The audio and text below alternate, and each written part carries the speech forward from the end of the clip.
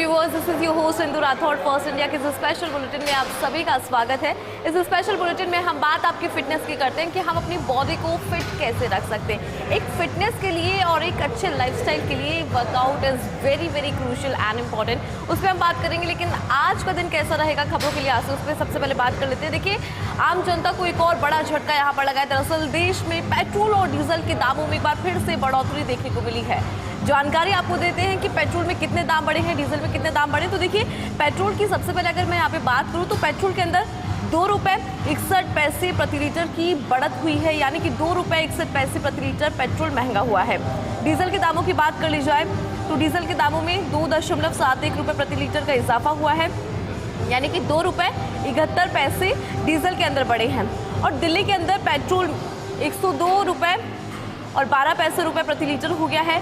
साथ ही डीजल की अगर बात करें तो दिल्ली में डीजल 95 रुपये 20 पैसे प्रति लीटर हुआ है और पिछले 10 दिन में चौथी बार बढ़े हैं तेल के दाम, यानी कि आम जनता को यहाँ पर बड़ा झटका लगा है। पिछले 10 दिनों के अंदर ये चौथी बार पेट्रोल और डीजल के दाम बढ़े हैं, जिसकी वजह से आम लोगों को परेशानी भी होगी, क्योंकि थोड़ी सी महंगाई जो है वो इसके अंदर बढ़ती हुई नजर आ रही है। बढ़त जो है वो यहाँ पर हुई है। तो देश में फिर से पेट्रोल और डीजल के दाम बढ़े हैं। ये महत्वपूर्ण जानकारी है पेट्रोल और डीजल से जुड़ी। आपने देखा होगा कि लगातार पेट्रोल और डीजल के दामों में बढ़ोतरी हो रही है। और अगर पिछले 10 दिनों की यहाँ पर बात कर ली जाए, चूँकि पिछले 10 दिन में देखिए चौथी बार तेल के दाम बढ़े हैं, ये इजाफा यहाँ पर देखने को मिला है। पेट्रोल की एक बार फिर से बात कर ली जाए तो पेट्रोल के अंदर देखिए बढ़त हुई है और पेट्रोल के अंदर 2 रुपये 61 पैसे प्रति लीटर की महंगाई देखने को मिली है। डीजल के दाम में 2 रुपये 71 पैसे प्रति लीटर का इजाफा जो है वो देखने को मिला है। और दिल्ली के अंदर पेट्रोल जो है 102 रुपये 12 पैसे प्रति लीटर हुआ है। तो ये महत्वपूर्ण जानकारी है इस वक्त की। चलिए आगे बढ़ेंगे। वंदे गंगा जल संरक्षण जन अभियान की शुरुआत आज से मुख्यमंत्री भजनलाल शर्मा बीसलपुर बांध से इसकी शुरुआत करेंगे। मुख्यमंत्री सुबह 10 बजे पहुंचेंगे बीसलपुर। और देखिए, बीसलपुर में जल पूजन और शिव मंदिर अभिषेक के साथ में अभियान की शुरुआत होगी। इस अभियान की अगर बात कर ली जाए तो इसकी शुरुआत कुछ इस तरह से होगी। इसके बाद मुख्यमंत्री करीब 1.5 घंटे तक हवाई सर्वेक्षण करेंगे। मुख्यमंत्री ईसरदा बांध, बंद बरेढ़ा और गलवा डैम का हवाई निरीक्षण यहाँ पर करेंगे। तो ये महत्वपूर्ण जानकारी है इस वक्त की। बड़ी खबर है, वंदे गंगा जल संरक्षण जन अभियान की शुरुआत आज से सीएम भजनलाल शर्मा बीसलपुर बांध से इसकी शुरुआत करेंगे। दरअसल मुख्यमंत्री भजनलाल शर्मा इसकी शुरुआत करने जा रहे हैं और बीसलपुर बांध से इसकी शुरुआत यहां पर होनी है। मुख्यमंत्री सुबह 10 बजे बीसलपुर पहुंच जाएंगे। पूरा कार्यक्रम आपको समझा देते हैं कि कितने बजे सीएम भजनलाल शर्मा पहुंचेंगे, क्योंकि बीसलपुर बांध से इसकी शुरुआत होनी है और सीएम भजनलाल शर्मा खुद इसकी शुरुआत करेंगे। तो ऐसे में सीएम भजनलाल शर्मा जो है वो सुबह 10 बजे बीसलपुर पहुंचेंगे और बीसलपुर में जल पूजन और शिव मंदिर अभिषेक के साथ में इस अभियान का आगाज होगा। इस अभियान की शुरुआत जो है वो कर दी जाएगी। जल पूजन के साथ में आगाज होगा, शिव मंदिर अभिषेक के साथ में इस अभियान की शुरुआत यहाँ पर होनी है। और इसके बाद मुख्यमंत्री करीब 1.5 घंटे तक हवाई सर्वेक्षण करेंगे। तो 1.5 घंटे तक सीएम भजनलाल शर्मा यहाँ पे हवाई सर्वेक्षण करेंगे। 1.5 घंटे तक हवाई सर्वेक्षण जो है वो देखने को मिलेगा। और इसके बाद देखिए, मुख्यमंत्री ईसरदा बांध, बंद बरेढ़ा और गलवा डैम का हवाई निरीक्षण करेंगे। साथ ही एआरसीपी के तहत ईसरदा बांध, बंद बरेढ़ा और गलवा डैम तैयार हो रहा है। तो ये काफ़ी ज़्यादा खास दिन है आज का। वंदे गंगा जल संरक्षण जन अभियान की शुरुआत आज से होने जा रही है और सीएम भजनलाल शर्मा इसकी शुरुआत करेंगे और सुबह 10 बजे मुख्यमंत्री बीसलपुर पहुंच जाएंगे, क्योंकि वहीं से इसकी शुरुआत होनी है। और जिस तरह की हमारी परंपरा है कि कोई भी शुभ कार्य की शुरुआत हम पूजा के साथ में करते हैं, तो कुछ ऐसी ही तस्वीर यहाँ पर नजर आएगी। दरअसल जल पूजन के साथ में इस पूरे अभियान का आगाज होगा। शिव मंदिर अभिषेक के साथ में अभियान की शुरुआत यहाँ पर होनी है। तो काफ़ी ज़्यादा महत्वपूर्ण ये पूरा अभियान होने वाला है। सीएम भजनलाल शर्मा के द्वारा इस अभियान का आगाज़ किया जाएगा। तो इसलिए भी खास है क्योंकि खुद मुख्यमंत्री सूबे की मुखिया जो है वो इस अभियान का आगाज़ करेंगे। समय की अगर बात कर ले, क्योंकि सबसे बड़ा सवाल ये आता है कि सीएम भजनलाल शर्मा कब वहाँ पे पहुँचेंगे, क्योंकि फिर इस अभियान की शुरुआत होनी है। तो देखिए, ठीक 10 बजे मुख्यमंत्री का वहाँ पे पहुँचने का कार्यक्रम है। अब वहाँ पहुँचने के बाद चूंकि बीसलपुर बांध से इसकी शुरुआत होनी है, लेकिन जिस तरह की हमारी परंपरा है, जिस तरह के रिवाज हम लोग निभाते हैं कि पहले हम किसी भी शुभ कार्य की शुरुआत करते तो भगवान को याद करते, पूजा करते, ताकि वो जो कार्य है वो अच्छे से हो पाए। इसीलिए यहाँ पर भी देखिए, इस कार्य की शुरुआत, इस अभियान की शुरुआत जो है वो जल पूजन के साथ में और शिव मंदिर अभिषेक की अगर बात करें उसके साथ में इस अभियान की यहाँ पे शुरुआत होनी है। 10 बजे सीएम भजनलाल शर्मा बीसलपुर पहुंच जाएंगे, वहां से यहाँ पे शुरुआत होगी। और इसके अलावा देखिए मुख्यमंत्री भजनलाल शर्मा हवाई निरीक्षण सर्वेक्षण भी करेंगे। अब हवाई सर्वेक्षण कहाँ का करेंगे उसकी अगर जानकारी दें तो देखिए 1.5 घंटे तक हवाई सर्वेक्षण होना है। ईसरदा बांध, बंद बरेठा और गलवा डैम, ये वो जहाँ पे सीएम भजनलाल शर्मा के द्वारा हवाई निरीक्षण किया जाएगा। और एआरसीपी के तहत ही ईसरदा बांध, बंद बरेठा और गलवा डैम जो है वो तैयार हो रहा है, तो इसलिए बहुत ज़्यादा खास होने वाला है पूरा अभियान।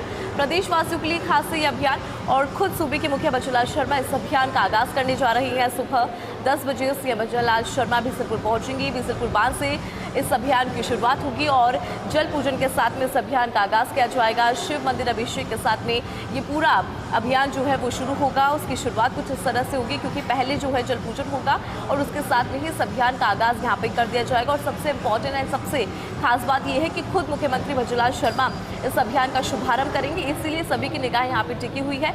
खुद सीएम भजनलाल शर्मा बीसलपुर जाएंगे और बीसलपुर से इसकी शुरुआत यहाँ पर होनी है। दरअसल बीसलपुर बांध से इसकी शुरुआत होनी है और मुख्यमंत्री भजनलाल शर्मा कुछ ऐसी जगह है जिसका हवाई निरीक्षण सर्वेक्षण करेंगे। उसकी अगर जानकारी दी तो देखिए इसके अंदर आता है ईसरदा बांध, बंद बरेठा और गलवा डैम, जिसका सीएम भजनलाल शर्मा के द्वारा हवाई निरीक्षण किया जाएगा। तो इस एआरसीपी के तहत ही ईसरदा बांध, बंद बरेठा और गलवा डैम तैयार हो रहा है। चलिए आगे बढ़ेंगे। अमेरिकी विदेश मंत्री मार्को रूबियो आज जयपुर आएंगे। जयपुर आने वाले हैं। दोपहर 2 बजे विशेष विमान से जयपुर इंटरनेशनल एयरपोर्ट पहुंचेंगे मार्को रूबियो। 2:15 बजे एयरपोर्ट से भारी सुरक्षा के बीच में आमेर महल के लिए रवाना होंगे। आमेर महल उन्हें जाना है और दोपहर 3 बजे आमेर महल पहुंचकर ऐतिहासिक परिसर का भ्रमण करेंगे। पूरा कार्यक्रम हम आपको समझा रहे हैं, चूंकि जयपुर आएंगे और जयपुर से फिर देखिए आमेर महल हो जाएंगे। देखिए उप मुख्यमंत्री दिया कुमारी आमेर में स्वागत करेगी, ये काफ़ी ज़्यादा खास होने वाला है। साथ ही विशेष गाइड टीम अमेरिकी प्रतिनिधि मंडल को आमेर के इतिहास और स्थापत्य की जानकारी यहाँ पर देगी। शाम 4:15 बजे आमेर से रवाना होकर रामबाग पैलेस पहुँचेंगे मार्को रूबियो और आमेर महल में दोपहर 1 बजे से शाम 5 बजे तक का जो समय है वो पर्यटकों के लिए बंद रहेगा। ये बहुत ज़्यादा इंपॉर्टेंट है उन तमाम पर्यटकों के लिए जो आमेर महल का विजिट करना चाहते हैं, आमेर महल को एक्सप्लोर करना चाहते हैं, क्योंकि आज देखिए 1 बजे से शाम 5 बजे तक जो महल है वो बंद रहेगा पर्यटकों के लिए, क्योंकि अमेरिकी विदेश मंत्री हैं मार्को रूबियो वो आमेर आएंगे और वो पूरा आमेर को एक्सप्लोर भी करेंगे। और पूरे दौरे के दौरान आमेर और एयरपोर्ट क्षेत्र में जाहिर सी बात है हाई सिक्योरिटी जो है वो यहाँ पे रहेगी, क्योंकि अलर्ट जो है वो लागू कर दिया गया है। कल सुबह 6:15 बजे विशेष विमान से नई दिल्ली के लिए रवाना होंगे मार्को रूबियो। ये इंपॉर्टेंट जानकारी है इस वक्त की। अमेरिकी विदेश मंत्री मार्को रूबियो आज जयपुर आएंगे। दोपहर 2 बजे विशेष विमान से जयपुर इंटरनेशनल एयरपोर्ट पहुंचेंगे मार्को। 2:15 बजे एयरपोर्ट से भारी सुरक्षा के बीच में आमेर महल के लिए रवाना होंगे। आमेर महल उनको आना है और देखिए दोपहर 3 बजे आमेर महल पहुंचकर ऐतिहासिक परिसर का भ्रमण करेंगे। जो आमेर महल का ऐतिहासिक परिसर है उसका वो भ्रमण करेंगे और डेप्यूटी सीएम दिया कुमारी आमेर में उनका स्वागत करेंगे। खुद डेप्यूटी सीएम वहाँ पे मौजूद रहेगी, वो उनका स्वागत करेगी। और इस दौरान विशेष गाइड टीम अमेरिकी प्रतिनिधि मंडल को आमेर के इतिहास की, इसके स्थापत्य की जानकारी भी दी जाएगी कि क्या इसका इतिहास है, उसको लेकर भी यहाँ पे जानकारी दी जाएगी। और शाम 4:15 बजे आमेर से रवाना होकर रामबाग पैलेस पहुंचेंगे मार्को रूबियो। तो बहुत ही ज़्यादा खास उनका ये पूरा दौरा और जयपुर के लिहाज से भी बहुत ज़्यादा खास है, क्योंकि जयपुर देखिए पूरे दुनिया के अंदर बहुत ज़्यादा प्रसिद्ध है और इसीलिए जो हमारे विदेशी मेहमान, विदेशी पावने जो है वो जयपुर ज़रूर आते हैं। और जयपुर आने के बाद कोई आमेर को भूल जाएगी तो पॉसिबल नहीं होता। ठीक वैसी ही तस्वीर यहाँ पर भी नजर आएगी, क्योंकि जब वो जयपुर आ रहे हैं तो फिर यकीन मानिएगा आमेर आ रहे हैं। और आमेर में सिक्योरिटी को अगर समझिए तो ठीक वैसी ही व्यवस्था की गई है। अलर्ट चूँकि यहाँ पे लागू कर दिया गया और सबसे इंपॉर्टेंट यहाँ पे हो जाता है डेप्यूटी सीएम दिया कुमारी उनका स्वागत करेगी। हालांकि पर्यटकों के लिए ये इंपॉर्टेंट जानकारी है, क्योंकि पर्यटकों के लिए 1 बजे से शाम 5 बजे तक के लिए आमेर महल बंद रहेगा। तो ये पर्यटकों के लिए महत्वपूर्ण जानकारी। चलिए मौसम के मिजाज की बात यहाँ पे कर लेते हैं। आज से नौतपे की शुरुआत, ये इंपॉर्टेंट जानकारी। ज्येष्ठ अधिक मास के बीच में नौतपा शुरू और इस बार खास संयोग है कि गंगा दशहरा के दिन नौतपा की शुरुआत ज्योतिषों के अनुसार 1980 में ऐसा संयोग बना था और एक बार अब ये ऐसा संयोग बन रहा है। त्रिग्रही योग और 2 मंगलवार का संयोग यहाँ पर है। इसका असर रहेगा कि गर्मी के साथ में लू और आंधी चलेगी, यानी कि तेज़ गर्मी पड़ेगी और लू और आंधी जो है वो भी यहाँ पे चलेगी। कुछ स्थानों पर बूंदाबांदी के कारण नौतपा खंडित होने के भी संकेत हैं। हालांकि देखिए कुछ ऐसी जगह जहाँ पे मौसम थोड़ा सा परिवर्तित हो सकता है, कहीं कहीं पे हल्की बूंदाबांदी जो है वो हो सकती है, जिसकी वजह से नौतपा पे थोड़ा सा इफेक्ट जो है वो नज़र आ सकता है, क्योंकि मौसम से जुड़ा ये मिजाज हम आपको बता दें कि प्रदेश का मौसम फिलहाल क्या कहता है। तो ये तो हमने आपको तमाम बड़ी खबरें बताई, लेकिन अब हम बात अखबार की करेंगे, क्योंकि जिस तरह का हमारा लाइफस्टाइल है हम अखबार को समय नहीं दे पाते। लेकिन मेरे पास है फर्स्ट इंडिया ग्रुप द्वारा पब्लिश 2 बड़ी newspaper first India daily English newspaper. Let's see इस अखबार में आज क्या कुछ खास है। Jaishankar raises visa concerns, urged protection for legal mobility in a high-level meeting in New Delhi on Sunday. External Affairs Minister S. Jaishankar and U.S. Secretary of State Marco Rubio reaffirmed the strength of India-U.S. strategic partnership. The discussion focused on bolstering ties through enhanced mobility, firm stances on regional security and a shared vision for global stability. तो यहाँ पे देखिए regional security का जो topic है वो उठा और इसके ऊपर यहाँ पे बात हुई है।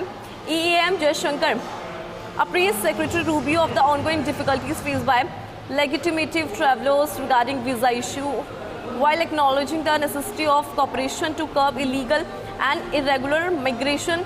Jaishankar said that these efforts must not hinder legitimate movement. तो यहाँ पे देखिए union external affair minister S Jaishankar and US secretary of state Marco Rubio during a bilateral meeting at Hyderabad house discussed few point, जिसके अंदर हम security की बात करें, सेफ्टी की बात करें, and if we talk about the visa, तो वीज़ा कंसर्न जो है वो यहाँ पे देखने को मिला। Now next see what's the next. Shah's Bikaner visit to focus on border security. Union Home Minister Amit Shah will visit Bikaner on May 25 and 26 to review border security and discuss development initiative in India-Pakistan border areas. तो union home minister Amit Shah will visit Bikaner on May 25 and 26. May 25 and May 26 को उनका visit रहेगा। अगर हम border security की बात करें तो he will focus on border security. Development की बात करें तो he will also focus on the development of the area.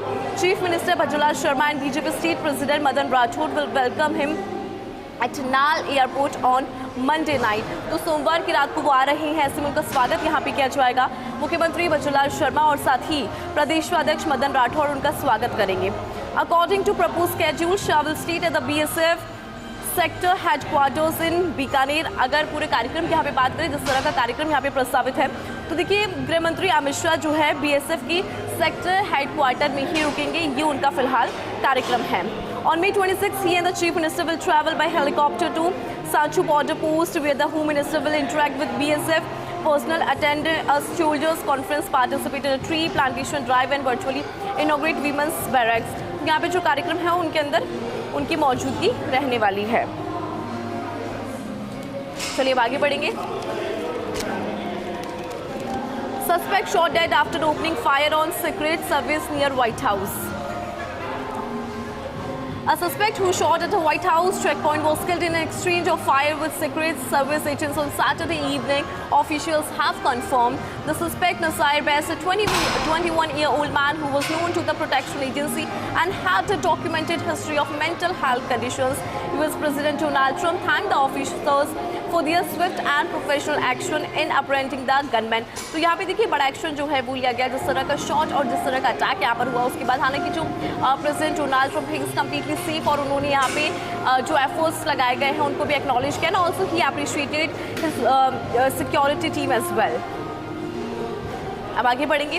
Car bomb hits train transporting military man in Quetta, 24 killed. At least 24 people were killed on Sunday in a blast targeting a train carrying military personnel in Pakistan turbulent southwestern province of Balochistan. A senior official said a train suffered partial damage in the blast, while 10 vehicles parked in the area were also damaged. काफ़ी ज़्यादा नुकसान यहाँ पर हुआ है। And the impact of the explosions shattered the windows and glass panels of nearby buildings. तो इस attack की वजह से देखिए जो नियर बाय बिल्डिंग से उनकी ग्लास जो है, विंडोज़ है, उनके अंदर भी क्रैक आ गया, वो भी टूट के बिखर गई। The explosion occurred near Chaman Phatak railway station in Quetta Balochistan. तो ये जो बलूचिस्तान के कोयटा है उसके अंदर पूरा देखने को मिला है एक्सप्लोजन, अगर इसकी बात करें, और उसके अंदर काफ़ी ज़्यादा नुकसान हुआ है। और चलिए आगे बढ़ेंगे। मेरे पास में फर्स्ट इंडिया ग्रुप द्वारा प्रकाशित एक और अखबार है, हालांकि ये सच बेधड़क दैनिक हिंदी अखबार है। इसकी तमाम बड़ी खबरें आपको बताते हैं कि उसमें क्या कुछ खास है। सबसे पहले प्रधानमंत्री की बात करेंगे। दरअसल प्रधानमंत्री नरेंद्र मोदी का वात्सल्य रूप देखिए, प्रधानमंत्री नरेंद्र मोदी का एक बेहद ही आत्मीय और ममतामयी रूप शनिवार को समय देखने को मिला, जब केंद्रीय नागरिक उड्डयन मंत्री किंजरापू राम मोहन नायडू अपने परिवार के साथ में उनसे शिष्टाचार मुलाकात करने सेवा तीर्थ भवन पहुंचे। मुलाकात के दौरान पीएम मोदी ने नायडू परिवार का गर्मजोशी से स्वागत किया। इस दौरान उनका चिरपरिचित सहज और सहृदय अंदाज भी देखने को मिला। पीएम मोदी ने मंत्री राम मोहन नायडू के दोनों नन्हे बच्चों को गोद में लेकर खूब दुलार किया और उनके साथ में हंसी मजाक करते हुए भी नजर आए। तो एक बहुत ही खूबसूरत तस्वीर जो है वो प्रधानमंत्री नरेंद्र मोदी ने यहाँ पर पेश की है, जिसकी फिलहाल हर जगह पे चर्चा हो रही है। चलिए आगे बढ़ेंगे। मुख्यमंत्री बिसलपुर बांध से करेंगे शुभारंभ। मुख्यमंत्री वजुला शर्मा के नेतृत्व में राज्य सरकार जल संरक्षण को जन आंदोलन का स्वरूप देने के उद्देश्य से सोमवार 25 मई से वंदे गंगा जल संरक्षण जन अभियान शुरू करेगी। गंगा दशमी के अवसर पर शुरू होने वाला ये अभियान विश्व पर्यावरण दिवस 5 जून तक प्रदेश भर में जन भागीदारी के साथ संचालित होगा। अभियान का उद्देश्य जल संरक्षण को केवल सरकारी कार्यक्रम तक सीमित नहीं रखकर इसे समाज के हर वर्ग तक सामूहिक संकल्प बनाने का है। तो काफी ज्यादा खास ये पूरा अभियान है। मुख्यमंत्री टोंक जिले की बिसलपुर बांध पे जल पूजन और शिव मंदिर में अभिषेक कर इस अभियान की शुरुआत करेंगे। तो काफी ज्यादा खास ये पूरा अभियान रहने वाला है, जिसकी शुरुआत मुख्यमंत्री वजुला शर्मा के द्वारा की जाएगी। अब आगे बढ़ेंगे। सिवाना के खनिज भंडार से हाईटेक उद्योगों को मिलेगा नया आधार। पश्चिमी राजस्थान का बालोतरा जिला केवल रिफाइनरी परियोजना ही नहीं बल्कि देश के सामरिक ऊर्जा और आर्थिक सुरक्षा के लिए भी अहम केंद्र बनने जा रहा है। दरअसल बालोतरा के सिवाना रिंग कॉम्प्लेक्स में दुर्लभ खनिजों के बड़े भंडार मिलने के वजह से भारत को रक्षा, परमाणु ऊर्जा और स्वच्छ ऊर्जा क्षेत्र में बड़ी मजबूती मिलने की उम्मीद है। साथ ही केंद्रीय खान मंत्रालय की टेक्निकल कम कॉस्ट कमेटी की संयुक्त बैठक में सिवाना रिंग कॉम्प्लेक्स में मौजूद दुर्लभ खनिजों के भंडार को रेखांकित किया है।